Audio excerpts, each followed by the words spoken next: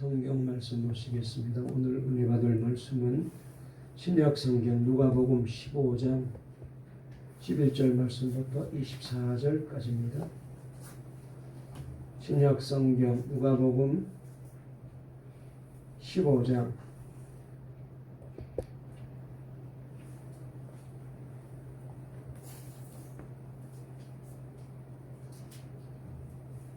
누가복음 15장 11절 말씀부터 24절까지입니다. 신약성경 121페이지에 있는 말씀입니다. 우리 영상으로 들어오셔서 예배드리는 분들도 함께 말씀을 읽겠습니다. 누가복음 15장 11절부터 24절까지 우리 함께 합독하시겠습니다. 다 같이 읽겠습니다. 시작. 또 이르시되 어떤 사람에게 두 아들이 있는데 그 둘째가 아버지에게 말하되 아버지여 재산 중에서 내게 돌아올 분깃을 내게 주소서 하는지라. 아버지가 그 살림을 각각 나누어 주었더니 그 며칠이 안 되어 둘째 아들이 재물을 다 모아가지고 먼 나라에 가 거기서 허랑방탕하여 그 재산을 낭비하더니 다 없앤 후 그 나라에 크게 흉년이 들어 그가 비로소 궁핍한지라. 가서 그 나라 백성 중 한 사람에게 붙여 사니 그가 그를 들러 보내어 돼지를 치게 하였는데 그가 돼지 먹는 쥐염 열매로 배를 채우고자 내 주는 자가 없는지라. 이에 스스로 돌이켜 이르되 내 아버지에게는 양식이 풍족한 품꾼이 얼마나 많은가. 나는 여기서 줄여 죽는구나. 내가 일어나 아버지께 가서 이르기를 아버지 내가 하늘과 아버지께 죄를 지었사오니 지금부터는 아버지의 아들이라 일컬음을 감당하지 못하겠나이다. 나를 품꾼의 하나로 보소서 하리라 하고 이에 일어나 아버지께로 돌아가니라. 아직도 거리가 먼데 아버지가 그를 보고 측은히 여겨 달려가 목을 안고 입을 맞추니 아들이 이르되 아버지 내가 하늘과 아버지께 죄를 지었사오니 지금부터는 아버지의 아들이라 일컬음을 감당하지 못하겠나이다 하나 아버지는 종들에게 이르되 제일 좋은 옷을 내어다가 입히고 손에 가락지를 끼우고 발에 신을 신기라. 그리고 살찐 송아지를 끌어다가 잡으라. 우리가 먹고 즐기자. 이 내 아들은 죽었다가 다시 살아났으며 내가 잃었다가 다시 얻었노라 하니 그들이 즐거워하더라. 아멘. 할렐루야. 오늘 이 설 명절날 오늘 다시 한번 하나님께서 우리에게 이 복된 예배를 허락해 주셔서 주님 앞에 예배 드립니다. 성전에 오신 분들이나 우리 영상으로 예배 드리는 분들 모두에게 다시 한번 오늘 이 예배를 통하여 우리 하나님을 만나는 귀한 시간 되시기를 바랍니다. 우리 앞뒤 좌우에 있는 분과 한번 인사 나누실까요? 이렇게 인사합시다. 새해 복 많이 받으시고 소원을 이루세요. 몸도 마음도 영도 건강하세요.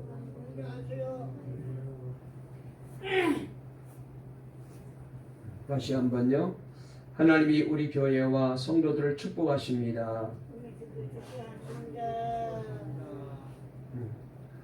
제가 또 인사드릴게요. 새해 우리 동감교회 속한 우리 장로님, 안수 집사님, 권사님, 집사님들, 성도님들 또 우리 청년을 비롯하여 우리 모든 자녀들 모두에게 하나님께서 올 한해 건강하게 하시고 또 소원을 이루어 주시고 그리고 기도가 응답되어 늘 주님이 주시는 하늘의 복을 받고 사시기를 주의 이름으로 축복합니다.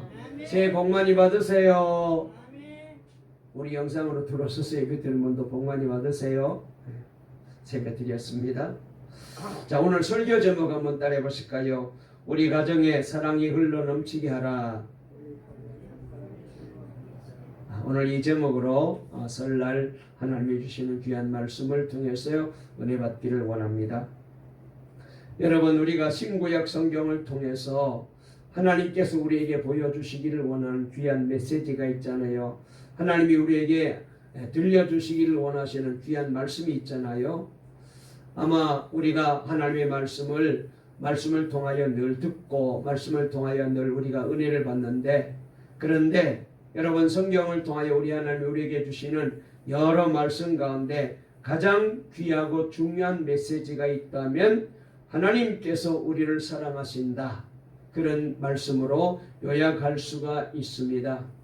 그래서 우리 기독교를 가르쳐서 사랑의 종교라고도 말하기도 하고 하나님을 사랑해 하나님, 예수님을 사랑해 예수님, 성령님을 사랑해 성령님이라고 부르기도 하죠. 우리 기독교가 강조하는 그렇습니다. 중요한 말이 많이 있지만 그 중에서 정말로 하나님께서 우리를 사랑하시고 그리고 너희도 서로 사랑하라 이런 말씀들을 우리가 많이 듣고 우리도 그렇게 살려고 하고 있는데 이렇게 성경이 우리에게 주시는 메시지 하나님이 우리에게 들려주시기를 원하시는 중요한 메시지는 하나님이 우리를 사랑하신다라는 말씀입니다. 아니 하나님이 우리를 사랑하는 정도가 아니라 우리가 성경을 보게 되면은 하나님께서 얼마나 우리를 사랑하시는지 하나님은 우리와 사랑에 푹 빠지셨다 이렇게 결론을 내려도 틀린 말이 아닐 정도로 하나님은 우리를 사랑하시는 하나님이신 것을 알게 됩니다. 특별히 성경 곳곳에 하나님이 우리를 너무너무 사랑하신다는 말씀으로 가득 차 있는데 그 중에서도 유명한 한 말씀만 소개하면 스바냐서 3장 17절 말씀인데요. 거기에 보면 이런 말씀이 있습니다. 너희 하나님 여호와가 너의 가운데 계시니 그는 구원을 베푸실 전능자이시라. 그가 너로 말미암아 기쁨을 이기지 못하시며 너를 잠잠히 사랑하시며 너로 말미암아 즐거이 부르며 기뻐하시리라 그랬어요. 여기 말씀에 보면은 하나님께서 우리 한 사람 한 사람을 얼마나 기뻐하시는지요. 그리고 얼마나 사랑하시는지요. 얼마나 좋아하시는지 정말로 사랑에 푹 빠졌다라고 말해도 전혀 어색하지 아니할 정도로 이 한 말씀을 통해서도 하나님이 얼마나 우리를 사랑하시는지를 알 수 있어요. 여러분 그래서 우리가 신앙생활하면서 예수를 믿으면서 교회를 다니면서 우리가 하나님의 자녀로 살면서 구원받은 천국 백성으로 살면서 이 말씀이 믿어지고 이 말씀이 깨달아져야 돼요. 그런데 우리는 사실은 그렇게 하나님이 나를 사랑하는 말씀이 안 믿어져요. 의심할 때도 많고 그리고 때로는 이 말씀을 대수롭지 않게 여기고 그냥 귀로 흘러버릴 때가 많이 있습니다. 그리고 또 때로는 정말 하나님이 나를 그렇게 사랑스러워하실까? 정말로 내가 그렇게 하나님에게 사랑스러운 사람일까? 도대체 하나님은 내가 무엇이 그렇게 좋아서 나를 이렇게 사랑하실까? 여러분 이렇게 우리가 하나님의 이 사랑에 대해서 걱정하고 염려하고 때로는 의심할 때가 많습니다. 왜냐하면 마음으로 그걸 느끼지 못하고 마음으로 그것을 잘 받아들이지 않고 이해가 안 되기 때문에 자꾸 그렇게 우리가 의심하게 되고 하나님의 말씀을 잘 받아들이지를 못하게 됩니다. 사실은 다시 한번 생각해 보게 되면은 우리가 누구를 사랑한다라고 말할 때에 뭐 좋아한다 또 맛있는 걸 사주고 좋은 걸 선물한다 그 정도는 이해가 되지만은 우리 하나님이 우리를 사랑하시는 사랑은 그런 사랑이 아니잖아요. 얼마나 우리를 사랑하셨던지 하나밖에 없는 독생자를 아끼지 않고 여러분 나를 위하여 십자가에 내놓을 정도로 하나님은 그렇게 나를 사랑하신다고 말씀하셨고 우리가 이 사랑을 믿어서 이 말씀을 믿어서 우리가 구원받았잖아요. 그러니까 여러분 아들까지 십자가에 내놓을 정도로 아들까지 죽여서 나를 사랑한다는 말이 그렇게 쉽게 이해가 잘 되지가 않을 거예요. 여러분 하나님은 왜 이렇게 우리를 사랑하시는 걸까요? 로마서 8장 15절에 보니까 우리가 예수 믿고 구원받으면 다시 무서워하는 종의 영을 받지 아니하고라고 했습니다. 여러분 우리가 하나님을 믿게 되면은 그리고 하나님을 통하여 우리가 구원받게 되면은 이제는 우리가 하나님의 자녀가 되어요. 종이 아니라고 성경은 말씀하고 있습니다. 하나님의 자녀가 된 거예요. 그렇지만은 우리는 하나님에 대하여 늘 두려운 마음이 있습니다. 걱정하는 마음이 있습니다. 그래서 하나님은 우리를 벌하시는 하나님, 하나님은 우리를 심판하시는 하나님으로 그렇게 생각하고 오해할 때가 많이 있어요. 그러나 하나님은 우리를 사랑하십니다. 나를 사랑하시고 우리 당과 함께 성도 여러분들을 사랑하시고 죄인인 우리를 사랑하시는 분이 하나님이십니다. 여러분, 이 놀라운 하나님의 사랑을 이 설날 아침에 저와 여러분 모두가 다시 한번 뜨겁게 그리고 다시 한번 확실하게 마음으로 체험하는 복된 예배가 되어지기를 주의 이름으로 축원합니다. 자, 그런데 이렇게 죄인인 우리를 사랑하시는 이 놀라우신 하나님의 사랑을 잘 보여주는 성경의 스토리가 있는데 그게 뭐냐? 바로 오늘 우리가 본문으로 택한 누가복음 15장 말씀입니다. 우리는 이 말씀에 대해서 여러 번 말씀을 설교로 들었기 때문에 수도 없이 들었기 때문에 다 알고 있는 말씀인데 다시 한번 말씀을 조금 소개할까요? 한 아버지에게 두 아들이 있었습니다. 그 중에 작은 아들이 이 둘째가 아버지에게 너무나도 큰 아픔을 주는 그런 아들이었어요. 그런데 어느 날 이 둘째 아들이 아버지에게 와서 아버지가 돌아가실 때까지 기다리기가 너무나도 힘드니 지금 유산을 물려달라고 그렇게 청합니다.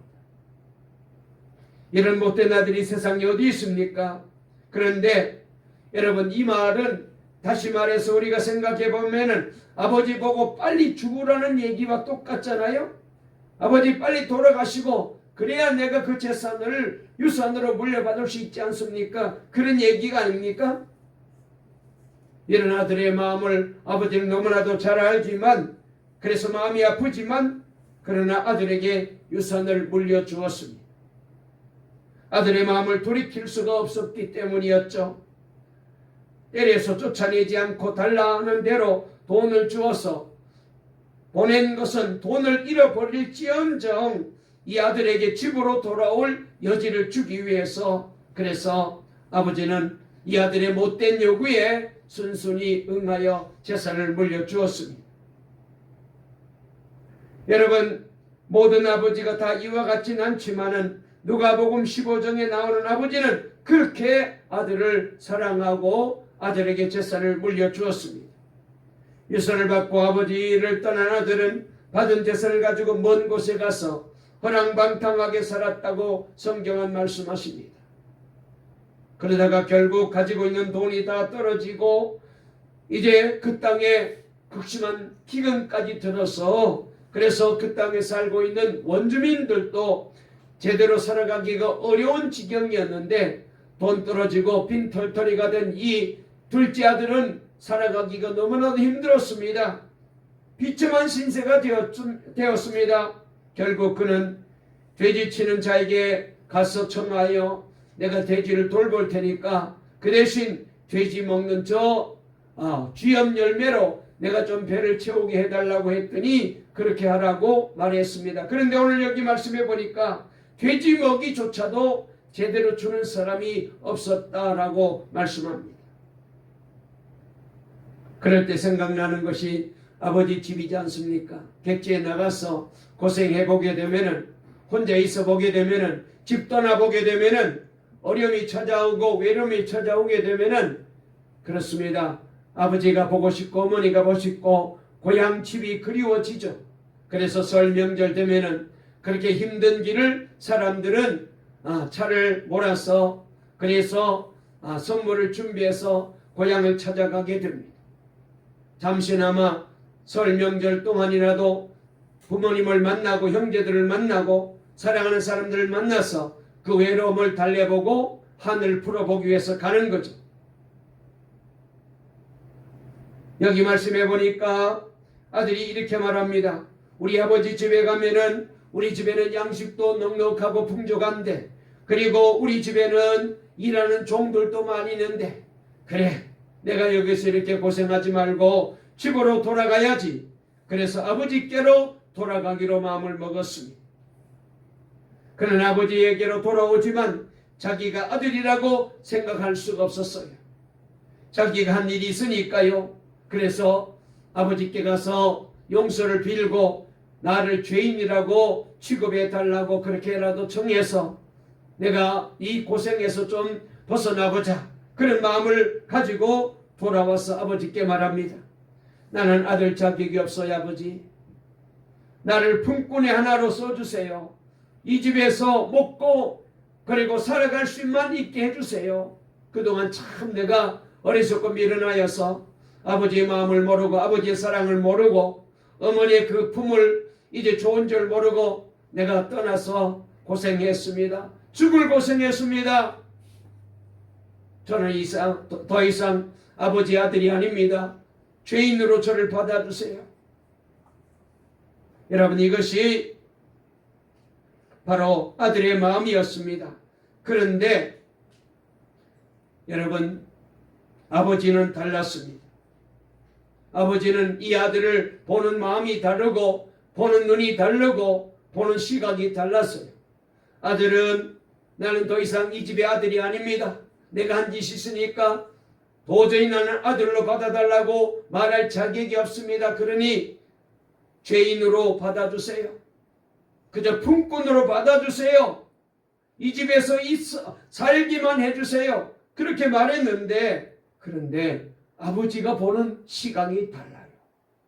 여러분, 이것이 바로 하나님이 우리 죄인을 보는 시각의 차이입니다. 우리가 우리를 보는 것과 하나님이 우리를 보시는 것은 전혀 달라요. 오늘 여기 말씀을 주목해 보십시오. 아버지는 이 아들을 여전히 아들로 여기고 있었다는 사실을 성경이 생생하게 증거해 주고 있습니다. 자, 다시 한번 읽어볼까요? 우리 다 같이 누가복음 15장 22절부터 24절까지 다시 읽겠습니다. 시작. 아버지는 종들에게 이르되 제일 좋은 옷을 내어다가 입히고 손에 가락지를 끼우고 발에 신을 신기라. 그리고 살찐 송아지를 잡아다가 끌어다가 잡으라. 우리가 먹고 즐기자. 이 내 아들은 죽었다가 다시 살아났으며 내가 잃었다가 다시 얻었노라 하니 그들이 즐거워하더라 그랬습니다. 오늘 여기 말씀해 보니까 아버지는 결코 탕자를 죄인이나 품꾼의 하나로 여기지 않고 있어요. 죽었다가 다시 살아난 아들로 받아들이고 있습니다. 잃었다가 다시 얻은 아들이라고 그렇게 인정하고 있어요. 생각해 보세요. 잃어버렸던 아들이 세월이 지나서 다시 이제 찾게 되었을 때 그 엄마, 아버지의 마음이 얼마나 좋겠어요. 부모 없이 지내는 동안 거칠어진 모습과 성품 때문에 실망하고 나가라고 하겠습니까? 그렇지 않아요. 오히려 더 불쌍하게 보일 뿐입니다.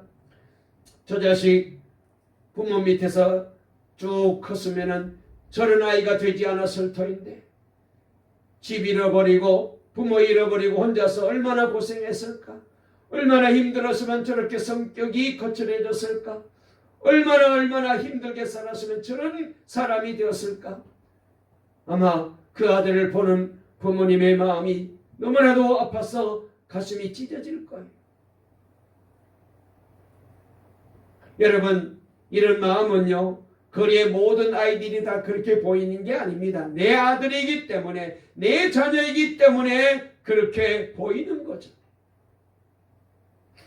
여러분, 성경은 이 아버지가 하나님이시라고 우리에게 가르쳐주고 있어요. 하나님께서 우리를 보시는 관점이 우리가 우리 자신을 보는 것과 전혀 달라요. 우리가 우리를 보기에는 철저한 죄인입니다. 그러나 아버지 눈에는 생명도 대신 줄 수 있는 그런 귀한 자식이에요. 하나밖에 없는 독생자도 내가 너를 위해서는 줄 수 있다고 인정하는 그런 귀한 사람들이 바로 저와 여러분들이에요. 여러분, 이것이 바로 십자가로 인하여 우리에게 주어진 놀라운 하나님의 구원의 은혜이고 사랑이잖아요. 여러분, 우리가 다시 한번 생각해 보실까요? 본래 우리는 하나님의 형상대로 짐을 받은 하나님의 자녀였습니다. 그러나 우리의 조상 아담과 하와가 죄로 말미암아 하나님의 말씀에 불순종하고 죄를 범하여서 하나님의 말씀을 어겨서 그래서 죄와 저주의 종이 되었어요. 모든 것이 다 왜곡이 되었습니다. 그런 우리를 예수 그리스도께서 저와 여러분의 죄를 위하여 허물을 위하여 십자가의 대속의 죽음을 죽으심으로 다시 잃어버렸던 하나님의 아들, 딸의 그 창조의 원형이 회복되게 만들어주신 거예요. 하나님이 왜 우리를 이토록 기뻐하시고 우리를 사랑하실까요? 그렇습니다. 바로 다름 아닌 우리가 잃어버린 탕자 둘째 아들처럼 하나님이 잃어버린 자녀이기 때문에, 그래서 오늘 여기 본문에 이 아버지가 아들은 나는 더 이상 아들이라고 얘기할 수 없습니다. 품꾼의 하나로 써주세요. 죄인으로 받아주세요. 그랬지만은 이 아버지는 아들로 받아준 것처럼 하나님 아버지께서도 저와 여러분들을 그렇게 받아주시는 거예요.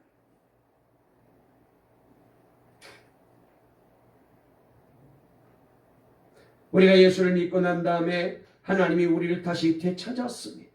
잃어버린 탕자가 바로 우리예요. 여러분, 가끔은 TV에 어릴 때 부모님을 잃어버리고 정말로 고생하고, 때로는 미국이라든지 저기 덴마크라든지 프랑스라든지, 그런데 구하러 이제 입양이 되어서 가서 양부모 밑에서 커가지고 직장도 다니고 대학도 졸업하고, 그러다가 이제 자식을 낳아서 길러보면서 나를 낳아주신 친부모가 누구일까? 사람이 계실까? 그분이 어떤 분일까? 그래서 이제 수소문해가지고 기적적으로 부모님을 만나서 상봉하는 그런 장면들을 가끔 우리가 TV에서 보게 되잖아요. 이 아이는 부모가 계신 줄을 잘 몰랐을 것입니다. 그런데 정말로 희망을 가지고 한번 찾았는데 어떻게 잘 연결이 되어서 그 부모님을 찾게 된 거예요. 생전 보지도 못했고 알지도 못했고 상상도 하지 못했던 어떤 분이 나타나서 내가 너희 아버지다라고 이 아이를 와락 끌어안고 좋아하는데 눈물을 흘리는데, 이 아이는 정말로 긴가민가 해가지고 얼굴을 이제 빤히 쳐들고 눈만 껌뻑껌뻑하면서, 그래서 이 아이가 낯설어하는 모습을 우리가 가끔 보잖아요. 정말로 이 사람이 내 아버지인가? 정말로 나를 사랑하시는가? 이렇게 나를 끌어안고 이 아들아 내가 너를 얼마나 사랑했는지 아느냐? 그러는데 정말로 나를 사랑했나? 자꾸 머릿속에 막 별별 생각이 왔다 갔다 하면서 아직도 현실감이 떨어져서 이해가 잘 안 되고 이 장면이 확실하게 믿어지지가 않는 거예요. 그래서 그냥 눈을 멀뚱멀뚱하게 뜨고 이게 꿈인가 생신가 그렇게 하는 모습을 보게 됩니다. 여러분, 우리가 꼭 그와 같은 모습일 수 있어요. 하나님이 나를 사랑하신다고 성경에서 읽어도 내 마음이 실감이 안 날 수가 있어요. 그러나 여러분, 이것은 정말 믿어야 됩니다. 그래서 성경 이사야서 53장 5절 6절을 말씀해 보면은 우리가 잘 아는 대로 그가 찔림은 우리의 허물 때문이고 그가 상함은 우리의 죄악 때문이라. 그가 징계를 받음으로 우리는 평화를 누리게 되었고 그가 채찍에 맞음으로 우리는 나음을 받았도다. 우리는 다 양 같아서 그릇 행하여 각기 제 길로 갔거늘 여호와께서는 우리 모두의 죄악을 그분 예수 그리스도에게 담당시키셨도다 그랬어요. 하나님이 이만큼 우리를 사랑하셔요. 여러분, 패션 오브 크라이스트 영화를 보게 되면은 우리가 많이 봤잖아요. 예수님께서 로마 군병에 붙잡혀서 거기 광장에 그 말뚝 같은 데다가 쇠사슬로 예수님을 묶어놓고 채찍으로 때리는 장면이 거기 나옵니다. 무지막지한 로마 군병의 채찍을 맞다가 예수님은 더 이상 버틸 수가 없어서 기진하시고 쓰러지십니다. 쓰러진 예수님을 보면서 로마 군인은 잔인하게도 아주 비운 듯이 그렇게 웃습니다. 이 모습을 보고 예수님이 채찍을 이기지 못할 것을 여긴 신문관이 이제 그만하라고 제지합니다. 그런데 그때 쓰러진 예수님이 손이 바르르 경련을 일으키면서 다시 안간힘을 다 모아가지고 그 자리에 일었어요. 그리고 채찍 맞은 그 자리에 다시 예수님이 가서 서십니다. 이것을 본 로마 군인들은 도저히 이해할 수 없다는 식으로 표정을 짓고는 독한 마음을 품고 다시 무지막지하게 채찍질을 하잖아요. 우리 같았으면은 한 대라도 덜 맞으려고 그냥 쓰러져 가지고 그렇게 힘이 있지만은 일부러 힘 없는 척 아픈 척 그렇게 쓰러져 있어야 될 터인데 예수님은 오히려 정반대입니다. 왜 일어나십니까?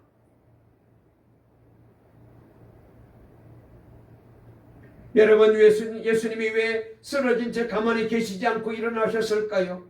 왜 굳이 일어나셔서 스스로 채찍을 더 많이 받으실까요? 죄와 저주에서 우리를 구원하시려면 죄인인 우리와 철저히 한 몸이 되셔야 하기 때문에 그래요.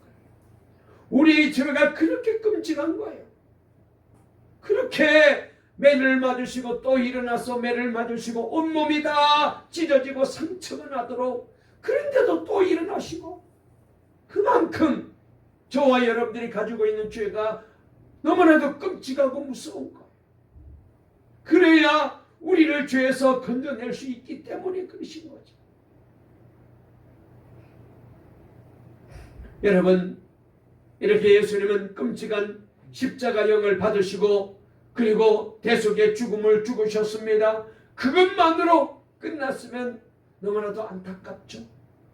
아닙니다. 예수님은 십자가에 죽으셨다가 부활하셨습니다. 새 생명의 하나님으로 살아나셨습니다. 그리하여 새 생명으로 다시 우리에게 오셔서 저와 여러분들에게 영생의 복을 허락해 주시고 우리와 하나가 되어 주신 거예요.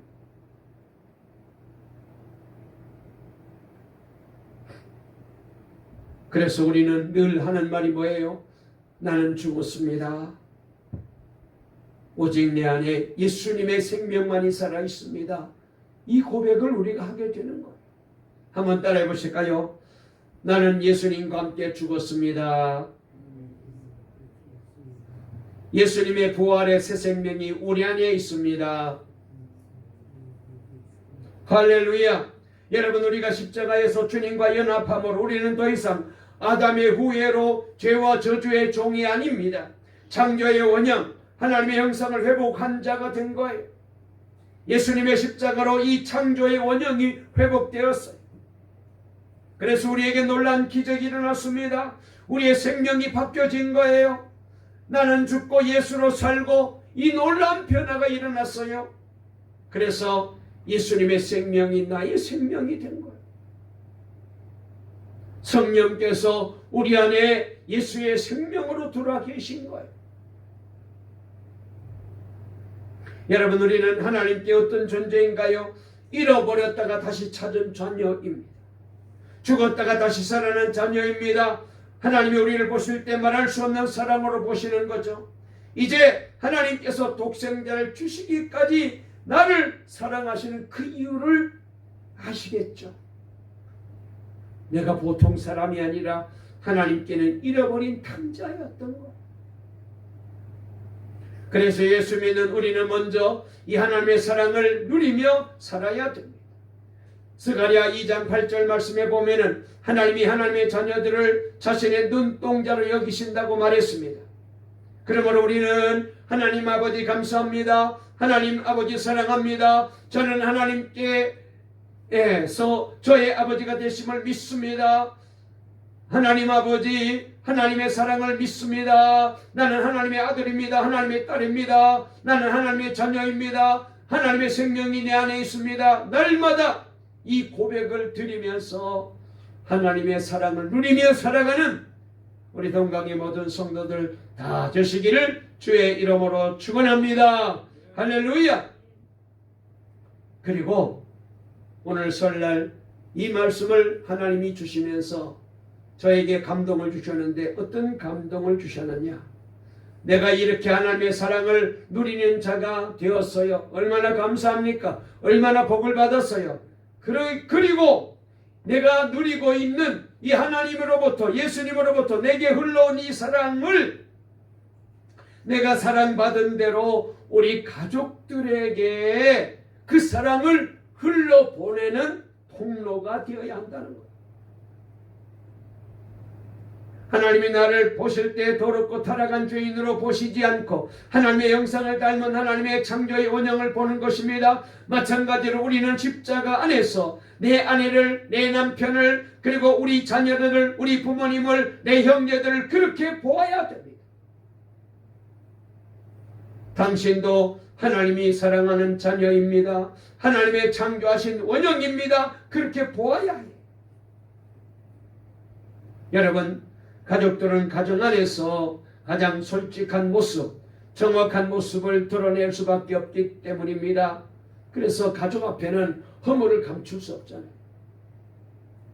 부족하고 흠이 너무나도 많습니다. 여러분, 우리가 가족을 사랑한다고 하지만 가족들의 죄성을 가장 정확하게 알고 있는 것이 우리들이잖아요. 그래서 사랑하는 게 쉽지 않아요. 내가 저 남자를 너무나도 잘 아는데, 저렇게 허물이 많고 실수가 많은데, 우리 자녀들을 내가 너무나도 잘 아는데, 그래서 때로는 쉽게 사랑할 수가 없어요. 맨 처음에는 결혼하기 전에는 부부끼리도 사랑으로 만났지만 살다 보면은 사랑은 그냥 흔적도 없이 사라지고 온통 원망과 불평만 잔뜩 남아있죠. 전에 어떤 선교사님들 모이는 모임에서 우리 교회에서 도움을 드린 선교사님 부부와 저희 부부가 앉아가지고 얘기할 기회가 있었어요. 그때 선교사님 부인이 저를 두고, 아이고 우리 조 목사님은 선교위원장이 되셔가지고 얼마나 사랑이 많으신지요. 모든 사람들을 참 다 잘해주려고 애를 쓰시고 또 우리들에게도 참 잘 대해주시고 막 그러면서 저에 대해서 막 칭찬을 하시다가 옆에 있는 우리 사모에게 묻기를, 사모님 천사 같은 우리 조 목사님과 사신이 참 좋으시겠어요? 그렇게 얘기했어요. 그랬더니 우리 김희숙 사모님이 한숨을 푹 쉬면서 하나님만 아시지요 그러더라고요.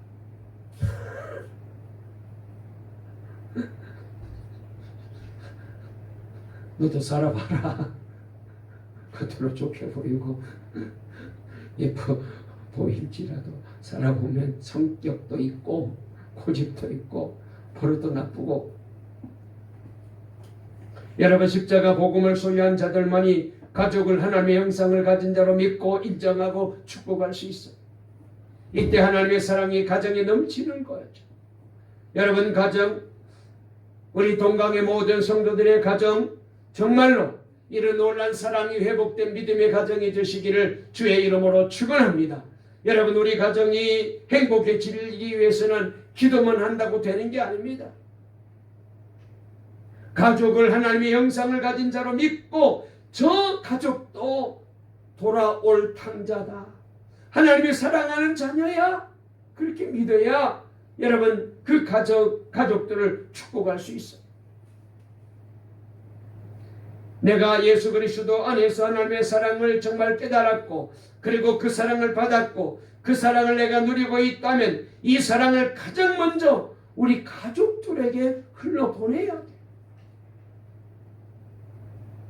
이제 더 이상 요구하는 자가 되지 마시고 변화시키려고 하지도 마시고 하나님께서 나를 있는 그대로 받으셔서 잃어버린 자식으로 품으로 안아주신 것처럼 나도 사랑하는 가족들을 하나님이 그렇게 사랑하시는 자로 그렇게 말해주고 또 우리도 그렇게 보아야 돼. 안 그러면은 사랑할 수 없습니다.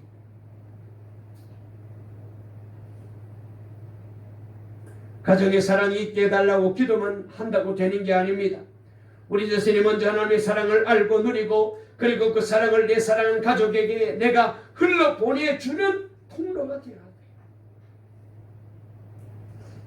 전에 빛과 소금이라는 잡지에 실린 한 부부의 얘기를 제가 간증으로 그래서 봤어요. 무엇 하나 다른 것이 없이 서로가 정말로 원하는 조건을 다 갖춘 이상적인 이 부부가 만나가지고 결혼했대요. 야, 우린 정말 잘 만났어. 우리 이제 행복할 거야. 그런데 막상 결혼해서 결혼 생활을 해보니까 갈등이 너무너무 심한 거예요. 남편은 매사를 자로 잰 듯 정확하는 것을 좋아해요. 그런데 반대로 아내는 좀 구불거려도 즐거우면 오케이였습니다. 뭐 그렇게 형식을 따지고 뭐 법을 따지고 규칙을 따지고 그게 아니라 그냥 편하게. 상황이 이렇다 보니까 남편의 눈에는 아내가 원칙과 기준이 없는, 대책이 없는 그 여자로 자꾸 보여지게 되었고, 반면 아내의 눈에는 남편은 앞뒤가 꽉 막힌 융통성이 제대로 없는 그런 불통의 남편으로 보인 거예요. 신혼여행 갈 때 아내가 버스표를 집안에 두고 온 것을 터미널 가서 알게 되었어요. 또 신혼여행 중에 예물을 분실하는 대형 사고까지 아내가 쳤습니다. 매사에 꼼꼼한 이 남편은 덤벙거리는 이 아내에 대하여 대경실색을 합니다. 문제 많은 여자라고 생각했어요. 그때마다 남편의 다그침을 받는 아내는 마음의 상처가 차곡차곡 쌓여갑니다. 결혼하기 전에는 집에서나 학교에서나 교회에서 늘 인정받으며 살았는데 이상하게도 남편의 눈에는 별나라에서 온 외계인으로 취급받게 된 거예요. 늘 남편으로부터 지적만 받다 보니까 자존감이 확 떨어졌어요. 밤마다 울면서 잠자리에 들었고 우울증에 빠졌다. 발랄함이 주특기였던 그녀에게 남편은 그야말로 감옥이었어요. 드디어 견디다 못한 아내가 이혼을 선언합니다. 그때 하나님께서 두 사람의 눈을 열어주셨대요. 저기 하와이에서 어떤 기독교 단체가 주최하는 세미나에 그냥 한번 참석하게 되었답니다. 하도 주변에서 한번 가보라고 해서 거기에 참석했다가 심리성격 유형검사인 MBTI 검사를 받아보았대요. 그랬더니 놀라운 결과가 나왔어요. 사고만 친다고 늘 불량품이라는 꼬리표가 따라다녔던 아내는 불량품이 아니라 정품이라는 결과가 나온 거예요. 그제서야 남편이 자기가 잘못된 자기 울타리 안에 아내를 두려고 그렇게 아내를 타고 쳤구나. 자기가 문제의 사람이구나. 서로를 용납하게 되었고 아내가 미운 오리 새끼에서 백조로 거듭나는 놀라운 기적 같은 역사가 일어나게 되었습니다. 남편은 그제서야 고개를 끄덕하면서 여보, 내가 너무했어. 당신은 원래 그런 사람인데 정상인데 내가 잘못돼서 비정상이야. 그냥 내 테두리 안에 내 생각 안에 당신을 둘러. 어떤 목사님 사모님의 간증을 읽었습니다. 둘째 아이가 생겨 병원에 갔더니 의사가 병아일 가능성이 크니 낙태하라는 권유를 받았대요. 이 말을 들은 목사님이 기형아가 나면 어떻게 기르나, 이 아이를 두고 내가 어떻게 목회를 하나 고민이 되더랍니다. 교인들이 이런 아이를 둔 목사님을 정상으로 받아들일까? 그러나 아이를 낙태하고는 목회를 못하겠다 깨닫고 기도하는데 사모님도 동일한 기도를 하고 있더라. 하나님, 우리 아이가 기형아라도 좋습니다. 어떤 아이라도 하나님이 주시면 하나님의 사랑으로 이 아이를 기르겠습니다.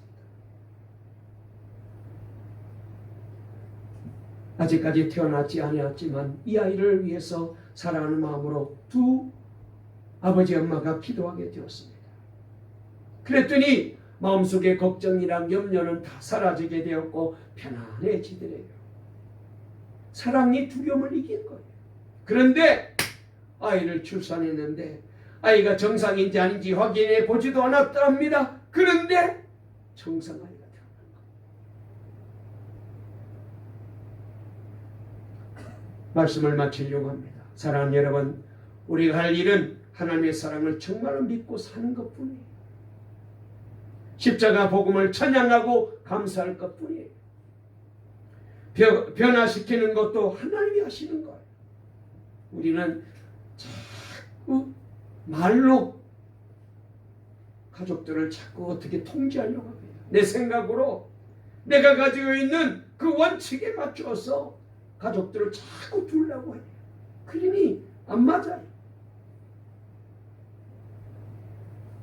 구원하시는 분도 하나님, 변화시키는 것도 하나님. 여러분, 우리가 할 일은 우리가 받은 이 하나님의 사랑을 가족들에게 흘려보내는 것뿐입니다. 내가 어떻게 구원받았는지를 한번 생각해 보세요. 우리가 그동안 가지고 있던 모든 무거운 짐은 다 주님이 맡아주셨잖아요. 예수님은 우리의 생명이시고 우리의 주님이시잖아요. 그래서 저와 여러분들에게 사랑만 하며 사는 복을 우리에게 주셨어요. 여러분, 그러면 우리도 마찬가지입니다. 이 복이면 충분하죠. 그 다음은 주님이 하실 것. 그래서 설날 아침에 우리도 이렇게 기도하면서 가족을 만나러 가십시다. 예수님이 제 마음 중심에 폭포수 같은 하나님의 사랑을 부어 주시옵소서. 그 하나님의 사랑을 우리 가족에게 흘러보내게 해주세요. 가족을 변화시키려고도 하지 말고 고치려고도 하지 말고 그저 사랑하게 해주세요. 주님 부르실 그날까지 사랑만 하며 살기를 원합니다. 그렇게 기도하시면서 가족으로 가십시오. 하나님께서 그리할 때 우리 가정에 다시 한번 놀라운 은혜와 사랑이 넘치는 복된 가정을 만들어 주실 줄 믿으시고, 우리 가정에 사랑이 흘러넘치는 동강의 모든 성도들의 가정이 꼭 되시기를 간절히 주의 이름으로 축원합니다. 축원합니다. 살아계신 하나님 아버지, 감사합니다. 하나님의 은혜 가운데 오늘도 복된 주의 날을 허락해 주시고 우리를 사랑해 주셔서 우리 하나님 아버지 앞에 나와 예배하게 도와주시고 다시 한번 말씀을 은혜 받게 도와주시니 감사합니다. 설날 아침에 우리 하나님의 말씀을 우리에게 들려주셨습니다. 아버지 하나님, 우리는 하나님으로부터 놀라운 사랑을 받았습니다. 갚을 수 없는 사랑을 받았습니다. 기가 막힌 사랑을 받았습니다. 세상 어디에도 찾아볼 수 없는 사랑을 받았습니다. 이 사랑으로 죄인이 구원받고 하나님의 자녀가 되었습니다.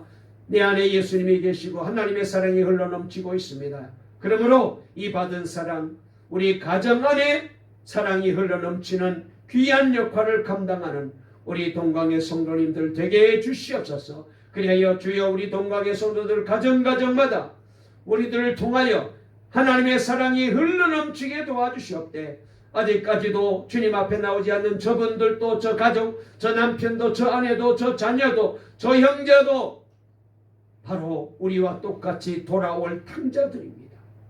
하나님은 저들도 사랑하시는 줄 믿습니다. 아버지 하나님, 그러므로 그 하나님의 사랑의 눈으로 우리를 보신 것처럼 우리들도 그 사랑의 눈으로 우리 가족들을 바라보며 사랑하며 살게 도와주시옵소서. 변화시키는 것은 하나님이 하십니다.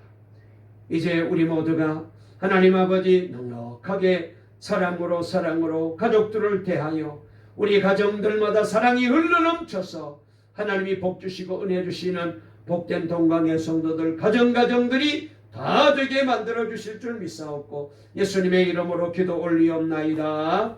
아멘.